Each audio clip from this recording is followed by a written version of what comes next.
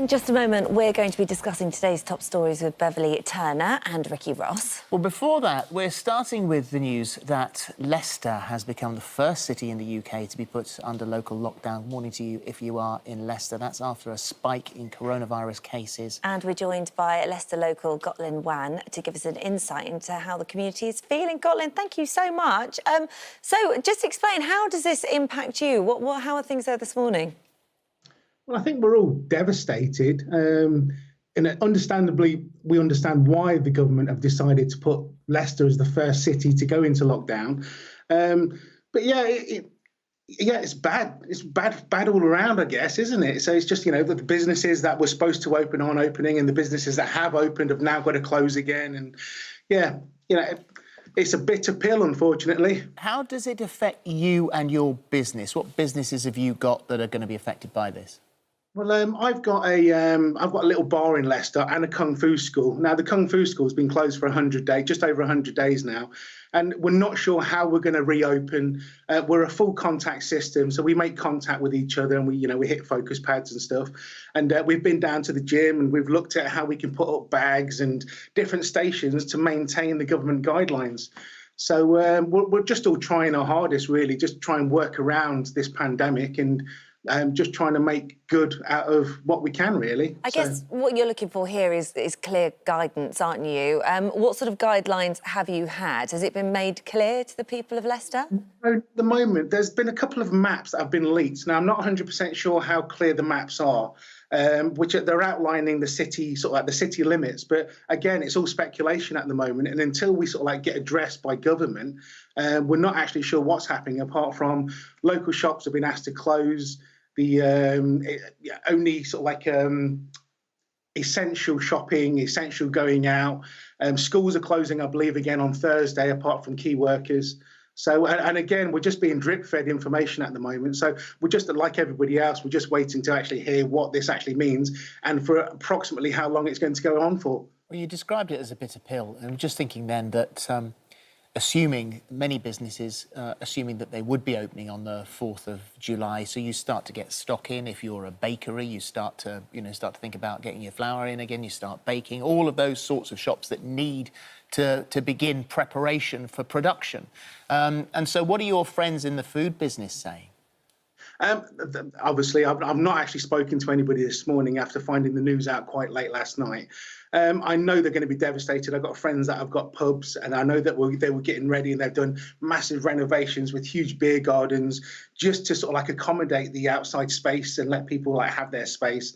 So yeah, you know, I'm going to be picking up the phone later to talk to some of my friends in restaurants and takeaways and the different pubs and stuff, and just find out if there's anything that we can do, just to really just help. I don't know, I suppose pick morale up a little bit, I guess. I mean, like you say, you know, it's very unfortunate that, you know, for any city, but, you know, being in my hometown, it's like, wow, you know, we're just thinking about out and we're stuck back in the middle of it all again. Kwoklyn, is that we're still trying to figure out why this happened, and the scientists are looking at it and the politicians are looking at it. And if there is a social distancing issue there, have you been witness to any of that? Have you seen anything where you think, oh, well, I sort of understand why this has happened now?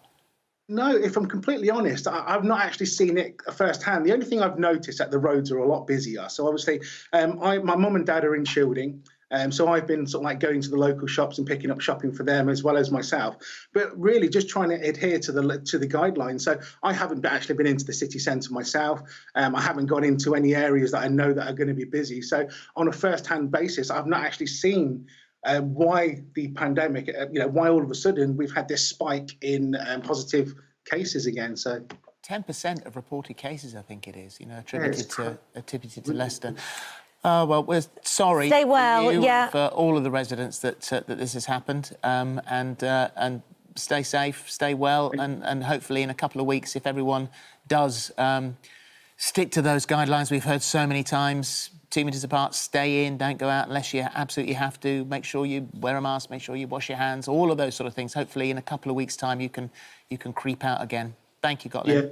Thank you. Thank you. Right, we've got Beverley Turner and Ricky Ross joining us now. Good morning to both of you. And I guess just to hear your views on this, really, Ricky, do you think, is this sort of this whack-a-mole thing that Boris Johnson was talking about, are we just going to see more of this spreading up and down the country now? Well, I think until you have test, trace and isolate working functionally, then I think there will be that. But I mean, first of all, I want to say, I think Leicester's, it's a great city. I've played there loads of times. It's a great place. And we mustn't get into this thing of blaming people, because I think it could happen anywhere. But until we get this sort of testing system working and functioning, I suspect it's not going to be the only place it's going to happen to. And Beverley?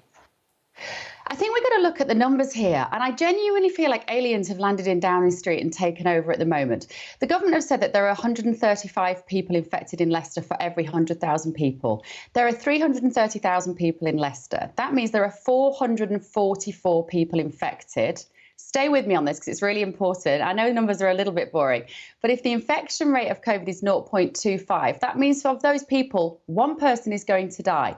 We also have to remember who is dying from COVID and change the message, because the average age of death is 80. Only 2% of people who die are under 50, and 90% of people who die have pre-existing medical conditions. So we have to some extent, tell the people who need to be really careful, that is the elderly, it is those who are unwell, and it is actually also those who are overweight. If you are overweight, if you're obese, you are 3 times more likely to die from COVID.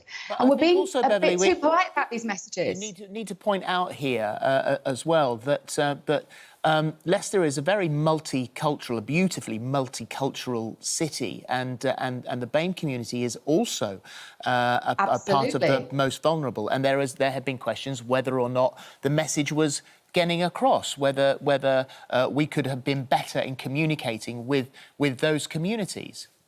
That's right. And also, remember, there are lots of multi-generational houses as well in Leicester. So I think if the messaging was clearer, determine your individual risk. Which of these boxes do you tick? And therefore, protect yourself. But if you are healthy, if you are young, if you are well, if you are young and not going home to a house that has an elderly, unwell relative, go about your business. Allow people to run their restaurants, to run their bars, to open their pubs, to open the schools, because this one-size-fits-all policy is damaging a lot of livelihoods, and there are, of course, other deaths because of the poverty. I was reading an article today that said the greatest enemy now, as far as COVID-19 is concerned, is complacency, and the fact that if, as human beings, we are wired so that if we see a threat, we worry about it. If we see a threat again, we worry about it less. If we see it again, it goes down, it goes down, it goes down. And eventually we sort of get used to the threat. And so that's, as an individual, that obviously is going to impact on many, many other people. We've seen it on beaches, we've seen it on the streets, we've seen it outside shops. And so the fact is, and let's ask Ricky about this, the fact is that, Ricky, that you get to the point where you think, well, I've sort of got used to this without realising that the potential for catastrophe still exists. Yeah, I think that's a really good point. And I think that, people sometimes do forget the whole thing about washing hands and so on. But here's another thing which I think is really important, which is the model of leadership that we have. Now, we have very mixed messages coming from leadership. And, going back a few weeks, we had the government advisor who's causing chaos in government today, this week, reorganising government, and everyone's going along with it, still not been removed from the government, was the man that went to Durham. Now, that sent a huge message out to people all across the country that if leaders, people in positions of power can do this, then we can do what we want. And I'm sure that did not help what happened in Bournemouth, what happened in Liverpool, and perhaps even what happens in these individual spikes in towns. And I think that's so important. We have to have leaders who follow their own moral code. I agree, but to some extent, Dominic Cummings knew that he wasn't a high-risk person. And this is kind of what I'm saying, and I totally agree with you, Phil, is that as we become more complacent, let us focus the message, let us focus what is important and who it is important to protect. I'm a big fan of the lanyards. I mean, they exist already. There's a charity that do lanyards for hidden disabilities. Now, I think everybody who has an unseen medical condition should be wearing those. They're sunflower lanyards. wear them so that we know we can give those people, like my mother who has an autoimmune condition, we can give them more space when we walk past them in the street. We can give them a wider berth in the supermarket. But if you are prepared to take that risk, you should be allowed also as an individual to work out your own parameter of risk. There is risk associated every time we walk out of the door. And it seems like the government are operating an extraordinarily confusing, one-size-fits-all message, and businesses being crippled, absolutely crippled. Let's move away from COVID-19 now. We'll talk about something completely different here, and this is Wayne Rooney and this Wagatha Christie scandal that everybody seems to be talking about at the moment. The football legend has refollowed Jamie Vardy on Instagram, but the Leicester City striker hasn't followed him back. Apparently, Jamie first unfollowed Wayne in October after Colleen accused Rebecca or someone else using her social media account of selling stories to the press. Obviously, that's what the argument is about. We don't actually know yet. Is this something your other half should be getting involved in? Is there sort of an etiquette here where you shouldn't follow or unfollow someone your other half's having an argument with? What do you think about this? And do you behave like a 12-year-old? It is a bit odd, isn't it? You've got to. These people are multimillionaires who are successful, phenomenally successful sportsmen. You know, successful wives who've carved out elements of their own careers as well. They really should have more important things to think about. I can't believe they're taking this to court with all of the drama and the publicity that this is going to involve.